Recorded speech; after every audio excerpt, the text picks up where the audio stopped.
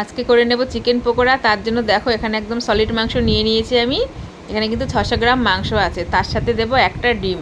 তোমরা চাইলে একটা ডিম দিতে পারো, একটা ডিমই চলবে, অসুবিধা নেই। তার সাথে 1 চামচ আদা রসুন আর দিয়েছি কাঁচা লঙ্কা বাটা, আর 2 চামচ দিয়েছি পেঁয়াজ বাটা। তোমরা পেঁয়াজ বাটার পরিবর্তে পেঁয়াজকে কুচি করেও দিতে পারো। এবার দেবো আমি 2 পিস লেবুর রস। তোমরা কিন্তু লেবুর রসের পরিবর্তে ভিনিগারও অ্যাড করতে পারো, ঘরে ছিল না তাই দিতে পারিনি। লেবুর রসের কাজ হবে, কোনো অসুবিধা নেই।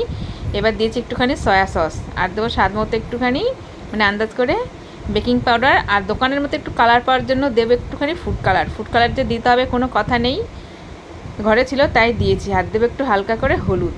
তার সাথে সম্পূর্ণগুলো একসাথে ভালো করে আমি হাত দিয়ে একদম অনেকক্ষণ ধরে মেখে নেব, যত অবধি না ভেতরে আমার ভালো করে মশলাটা ঢুকছে। এবার আমি 10 মিনিটের জন্য একটু ঢাকা থাক। তা 10 মিনিট পরে দেখো ফিরে এসেছি। এর সাথে এবার মেশাবো কিছুটা কর্নফ্লাওয়ার আর দেবো কিছুটা ময়দা। তোমরা কিন্তু এখানে ময়দার পরিবর্তে চালের গুঁড়ো অ্যাড করতে পারো, তো ময়দা দিয়েও হবে, কোনো অসুবিধা নেই। তোমরা চাইলে কিন্তু এখানে ময়দা, কর্নফ্লাওয়ার, চালের গুঁড়ো সবই তিনটেই একসাথে কিছু কিছু করে অল্প অল্প করে দিতে পারো। তা সব কিছু আমার ভালো করে যখন মাখা হয়ে গেছে, এবার দেবো 1 চামচ মতো আমি লঙ্কার গুঁড়ো।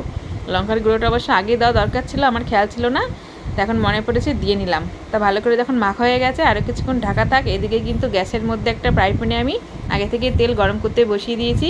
তো এবার এক এক করে আমার প্রত্যেকটা পকোড়া সুন্দর করে আমি হালকা আছে ভেজে নেবো, একদম লাল লাল করে। তা আমার তো পকোড়া খেতে খুব ভালো লাগে, সে যে কোনোই পকোড়া হোক, ফিশের মানে মাছের পকোড়া বলো, মাংসের পকোড়া বলো, সব কিছু খেতে খুব ভালো লাগে। আমার মতো কারা কারা পকোড়া খেতে ভালোবাসো অবশ্যই কমেন্টে জানাও। আর তোমরা আমাকে অনেক অনেক ভালোবাসা দিচ্ছ ইউটিউব চ্যানেলও, আমার ফেসবুক পেজও। আমার ফেসবুকে কিন্তু তোমাদের ভালোবাসায় আমি 5000 ফলোয়ার্স পূর্ণ করতে পেরেছি, এটাই কিন্তু আমার কাছে অনেক অনেক। তো এভাবেই আমার সামনের দিনগুলো আমার পাশে থেকো তোমরা। তা দেখো এক এক করে আমি প্রত্যেকটা পকোড়া একদম লাল লাল করে সুন্দর করে ভাজা হয়ে গেছে। আর সন্ধ্যার টিফিনে সত্যি দারুণ জমে যায়। আত্মীয় স্বজন আসলেও কিন্তু যে কোনো সময় তোমরা চটজলদি এই রেসিপিটা করে তাদেরকে মন জয় করে দিতেই পারো। তা দেখো এখানে কিন্তু আমি 1 পিস লেবু রস দিয়েছি, আর দিয়েছি সাথে একটুখানি জলজিরা। আমার কিন্তু জলজিরা ছাড়া পকোড়া খেতে ভালোই লাগে না। একটুখানি পেঁয়াজের সাথে গরম গরম পরিবেশন করলাম, সত্যি দারুণ হয়েছিল পকোড়াটা খেতে। তা যাই হোক, আমি পকোড়া খেতে থাকি, সবাই খুব ভালো থেকো।